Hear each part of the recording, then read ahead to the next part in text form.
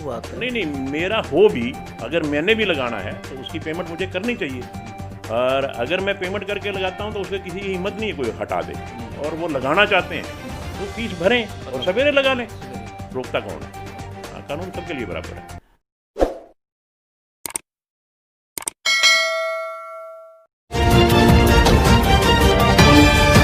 राजीव बंसल हांसी की आवाज़ से फिर आपसे मुखातिब हूँ मैं आज हमारे विधायक विनोद बिहाना जी के साथ एक छोटी सी वार्तालाप के लिए। पहले कुशल अक्षेम जानेंगे कि ये थोड़ा ऑपरेशन तो नहीं कह सकता कि एंजियोप्लास्टी करवा के आए हैं, उसके बाद पूरे एक्टिव हैं। इन्हीं के मुख से जानेंगे कि स्वास्थ्य कैसा है। राजीव जी, आपका धन्यवाद। आपने मेरा कुशल क्षेम पूछा तो मैं आपको बताऊं कि मैं बिल्कुल स्वस्थ हूं। पहले कोविड ने उलझाया मेरे को। कोविड से निकल के आया तो आते ही मुझे हार्ट के ऊपर कुछ प्रेशर सा महसूस हो रहा था, तो एंजियोग्राफी कराई मैंने। तो एंजियोग्राफी में मेरी एक आर्टरी 90% ब्लॉक मिली, तो उसमें 3 स्टंट डले। तो एक 70% उसमें एक स्टंट डला। उसके बाद मैं बिल्कुल हेल्दी महसूस कर रहा हूँ। बड़े मजबूत दिल के साथ हो। हाँ, बिल्कुल बिल्कुल हेल्दी महसूस कर रहा हूँ। भगवान की बड़ी कृपा है, लोगों का खुद ही ईश्वर के भगत हैं। लोगों का प्यार है, लोगों की शुभकामनाएं और लोगों की दुआएं मेरे साथ हैं, तो मैं बिल्कुल अपने आप को स्वस्थ महसूस कर रहा हूँ। सारा हल्के की दुआएं आपके साथ हाँ, हैं। भगवान की कृपा से और आप सब लोगों की दुआएं। सीधे मुद्दे की बात पे आते हैं। हाँ जी, हाँ जी, आइए। आप बड़ौदा उपचुनाव में गए। हाँ जी। बड़ौदा उपचुनाव सरकार के लिए एक माइलस्टोन का काम करेगा वर्तमान में। तो क्या पोजीशन लगती है वहाँ पर कांग्रेस के इंदुराज भालू, इनेलो के मलिक और आपके पहलवान योगेश्वर दत्त जी? वहाँ क्या पोजीशन लगती है कि कहते हैं कि भी एंटी इनकम्पेंसी फैक्टर, किसान फैक्टर और मजदूर फैक्टर भी वहाँ काम कर रहा है क्या? देखो राजीव जी, एंटी इनकम्पेंसी फैक्टर कोई नहीं है, ना कोई किसान मजदूर फैक्टर है, ना ही मैं समझता हूँ कि हमारे मुकाबले में कोई कैंडिडेट ऐसा है कि जो अपना दमखम दिखा सके। हमारा कैंडिडेट एक पूरी तरह से नामी कैंडिडेट है। उसका नाम न केवल बड़ौदा हलके में बल्कि पूरे स्टेट में और मैं तो कहूँगा पूरे भारतवर्ष में उसका नाम है। ऐसा कोई शख्सियत नहीं जो इस कैंडिडेट के बारे में ना जानती हो। उसने भारत को जहाँ पदक दिलवाने का काम किया, भारत का नाम वर्ल्ड के मानचित्र पे रोशन किया, और उसके मुकाबले में योगेश्वर दत्त के मुकाबले में कहीं भालू या कहीं जोगिंदर मलिक मैं नहीं समझता कि कोई टिकते हों, क्योंकि वो अपने आप में एक नाम है। और फिर भारतीय जनता पार्टी, नरेंद्र मोदी जी की पार्टी, खट्टर साहब का कार्यकाल पिछला 5 साल का और अब 1 साल का कार्यकाल, ये सब योगेश्वर दत्त की भारी जीत दिलवाने में मदद करेंगे। और निश्चित तौर पे भारतीय जनता पार्टी। आप बहुत how much you are optimistic, कितने आश्वस्त हैं जीत के लेकर? मैं 100% आश्वस्त हूँ कि 100% हमारा कैंडिडेट, भारतीय जनता पार्टी का कैंडिडेट योगेश्वर दत्त अच्छे वोटों से जीत करके आए। उधर यानी कि पिता पुत्र पूरे हकझोस्ट हुए हैं, उन्होंने अपनी पूरी ताकत झोंक रखी है और कहते हैं हमारी भी मुलाकातें हुई उनसे, तो हम तो 20,000 25,000 30,000 से लीड कर रहे हैं हमारा भालू तो। हाँ, वो जींद से भी, सुरजेवाला भी जीत रहे थे 25,000 से, इसमें क्या दो रहे। जैसी सुरजेवाला जी की जींद में जीत हुई थी, ऐसे ही भालू की जीत बड़ौदा में होएगी। रिजल्ट बता देंगे आपको कि कौन कितने वोट से जीतेगा, और समय दूर नहीं है। 10 तारीख को जब नतीजे आएंगे तो निश्चित तौर पे योगेश्वर दत्त भारी बहुमत से जीत करके बड़ौदा की सीट बीजेपी की झोली में डालने का काम करेंगे। मुख्यमंत्री जी और उप मुख्यमंत्री जी सब जगह जाते हैं इकट्ठे। अभी तक बड़ौदा हल्का में उन्होंने अपनी कैंपेन नहीं की है, कन्वेंसिंग नहीं की है। क्या वो समझते हैं कि उनकी वहाँ कोई ज़रूरत नहीं है, वैसे ही जीत जाएंगे क्या? नहीं, निश्चित तौर पे मुख्यमंत्री जी भी जाएंगे। अभी तक नहीं गए हैं? हाँ, नहीं गए हैं। कोई मेरे ख्याल में कल 29 तारीख का शायद मुख्यमंत्री जी का, जहाँ तक मुझे पता है, मुख्यमंत्री जी का प्रोग्राम भी है। मगर जहाँ फौज काम कर रही हो, सेनापति को तो एक बार शक्ल दिखाने ही जाना होता है, तो मुख्यमंत्री जी का नाम ही काफ़ी है। और वहाँ सैनिक पूरी तरह से, हमारे जैसे सैनिक, हमारे जैसे कार्यकर्ता पूरी तरह से डटे हुए हैं, और मुख्यमंत्री जी भी अपना आशीर्वाद देने और जनता को संबोधित करने के लिए वहाँ कास्ट एंड क्रीड यानी कि जातीय फैक्टर कितना लागू होता है? नहीं, वहाँ कुछ नहीं जातीय फैक्टर, यहाँ कोई जातिवाद नहीं चलेगा। वहाँ तो सिर्फ एक योगेश्वर दत्त का नाम चलेगा और भारतीय जनता पार्टी का नाम चलेगा, और तीसरी कोई चीज़ चलने वाली है नहीं। जाट नॉन जाट की कोई कुछ भी नहीं है वहाँ। तो मैं बता रहा हूँ ना आपको, ये हमारा कैंडिडेट है, वो ख्याति प्राप्त कैंडिडेट है, पूरे देश में उसका नाम है, हर व्यक्ति उसको चाहता है, क्योंकि उसने देश को एक पदक दिलवाया है, देश का मान सम्मान बढ़ाया है। किसान मजदूर का कोई फैक्टर नहीं? किसान मजदूर बहुत बढ़िया ढंग से चल रहा है, कोई दिक्कत नहीं है। किसान मजदूर को दिक्कत कहाँ है? अच्छा, ये तो एक कांग्रेस पार्टी का चलाया हुआ शगुफा है, ऐसा नैरेटिव है। हाँ, और कुछ भी नहीं है। कांग्रेस, आप देख रहे हैं, इन्होंने एक शगुफा चलाया, एमएसपी खत्म हो जाएगा। अब आप मंडियों में देखिए, धान बिक रहा है, एमएसपी पे नहीं बिक रहा।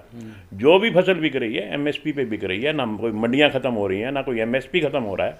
किसान संतुष्ट है, कहीं कोई दिक्कत है ही नहीं, और किसान पूरे जोर से भारतीय जनता पार्टी को वोट देगा। विनोद भ्याना जी कितने गांव का दौरा करके आए हैं? मैं ज़्यादा गाँव का दौरा नहीं करता, क्योंकि मेरे जिम्मे केवल एक गाँव लगा है, और मेरी ड्यूटी है कि मैं उस गाँव से अच्छे मार्जिन से जितवा के भेजूँ। और मैं राजीव जी, आपको, आपके दर्शकों को, आपके श्रोताओं को मैं ये बता देना चाहता हूँ आपके माध्यम से कि जिस गांव में मेरी ड्यूटी लगी है, उस गांव पे से निश्चित रूप से हम अच्छे वोटों से लीड लेके आएंगे। अभी ओम प्रकाश चौटाला जी भी वहाँ पग फेरा कर गए हैं, और वहाँ गए थे और कुछ कन्वेंसिंग करके आए हैं, और उन्होंने तो कुछ ऐसा कह डाला कि भी मेरे तो कोर्ट रिहा कर रही है और कुछ अड़चने डाल रहे हैं, ऐसा कुछ। देखिए राजीव जी, चौधरी ओम प्रकाश चौटाला हम सब के लिए सम्माननीय हैं, और मैं नहीं समझता कि कोर्ट के काम में कोई अड़चन डाल सकता है। जो कोर्ट फैसला कर देती है तो उसके काम में कोई अड़चन डाल नहीं सकता। ये भी एक सगुफा ही। अब मैं तो यही कहूँगा कि कोर्ट के काम में कोई अड़चन डाल ही नहीं सकता। आप खुद पढ़े लिखे हैं, आप समझदार हैं। जो कोर्ट करती है उसके ऊपर कुछ होता ही नहीं। कोर्ट के ऊपर तो कोर्ट ही होती है, कोर्ट के ऊपर राजनीति तो चलती ही नहीं। तो इसलिए मैं तो नहीं समझता कि कोई इस किस्म की कोई अड़चन डाल सकता है। और हमारे थोड़ा सा मैं लोकल ले लेता हूँ, ज़्यादा नहीं टच करता, क्योंकि हाँ जी यहाँ पर नगर परिषद में थोड़ा सा स्ट्रीमलाइन करने की ज़रूरत है नगर परिषद को, वो आपको भी इल्म होगा। हाँ जी। कुछ ऐसी फाइलें, जैसे नए सेक्रेटरी ने ज्वाइन किया, 1500 फाइलें एकदम से डंप हुई थी, वो आपके भी संज्ञान में आई होगी, कॉग्निजेंस में आपके मामला आया होगा, आपने इसमें कुछ ऐसी हिदायतें दी हैं क्या? वो फाइलें क्यों डंप? मैं, जैसा कि आप खुद इस बात से भली भांति वाकिफ़ हैं कि मैं पहले कोरोना से और फिर हार्ट की उससे एंजियोप्लास्टिक से निकल के आया हूँ। जिस दिन मैं हाँसी में आया, अगले दिन ही सुबह मैंने अखबार पढ़ा, और उसमें जो आप कह रहे हैं वो सब हाँसी भास्कर में छपा हुआ था। पढ़ते ही मैंने ईओ को, सेक्रेटरी को, एमई को, चेयरमैन को यहाँ पर बुलाया। मेरे ख्याल में हमारे मंडल अध्यक्ष धर्मवीर जी, आप भी थे शायद उस दिन। मैंने काफ़ी खिंचाई करी उनकी कि ये क्या है, मुझे सारी डिटेल में बताओ कि आज तक ये पेंडिंग फाइलें क्यों पड़ी थी। तो उन्होंने मुझे कहा कि हम आपको एक हफ्ते में इसको सारा ख़त्म करके उसके बाद आपको सारी रिपोर्ट देते हैं। तो ये मेरे ख्याल में पिछले शुक्रवार की बात है। तो आज, क्योंकि वीरवार की रात को आया था, मैं शुक्रवार सुबह ही पढ़ा था मैंने, और शुक्रवार की अखबार में थी, फ्राइडे की। और आज अभी बुधवार है, परसों फिर बुला रखे हैं मैंने, इसकी एक एक की सारी रिपोर्ट लेके। अगर कहीं किसी की नेग्लिजेंसी है, किसी की लापरवाही है, या कोई जानबूझ के कोई घपलेबाजी कर रहा है, तो उसके खिलाफ कार्रवाई करवाएंगे। नगर परिषद में एक आरोप और लगता है वहाँ चेयरमैन के ऊपर कि यूनिपोल्स बनाए हुए हैं। वहाँ एक कोई केमिस्ट एसोसिएशन के हैं, रमन भ्याना जी, वो कहते हैं कि मेरे होर्डिंग्स उतार दिए, चेयरमैन ने सारे अपने लगा लिए। ये क्या ऐसा है? वो यूनिपोल्स तो मेरे ख्याल में तो वो ठेकेदार के होते हैं, उसका टेंडरिंग होती है, वो टेंडरिंग होती है। वो कोई भी पैसे भरे, कोई भी फीस भरे, उसमें अपने लगा सकता है। आप भी लगा सकते हो, मैं भी लगा सकता हूँ, कोई भी लगा सकता है। वो तो उसके शायद या तो उन्होंने कोई पैसे नहीं भरे होंगे, तो इन्होंने पैसे भर दिए। मुझे इस बात का इल्म नहीं है। जैसे आप बता रहे हैं, मैंने भी कल इसी तरह से कहीं बार से, या सुबह अखबार में पढ़ा है मैंने। अगर उनको भी, रमन भ्याना जी को भी कोई शिकायत है तो वो भी मेरे से शिकायत कर सकते हैं। किसी को भी किसी गलत काम की कोई छूट नहीं है, चाहे कोई कितने बड़े पद पे हो। ये हर चीज़ जो होती है वो कानून के अनुसार होती है।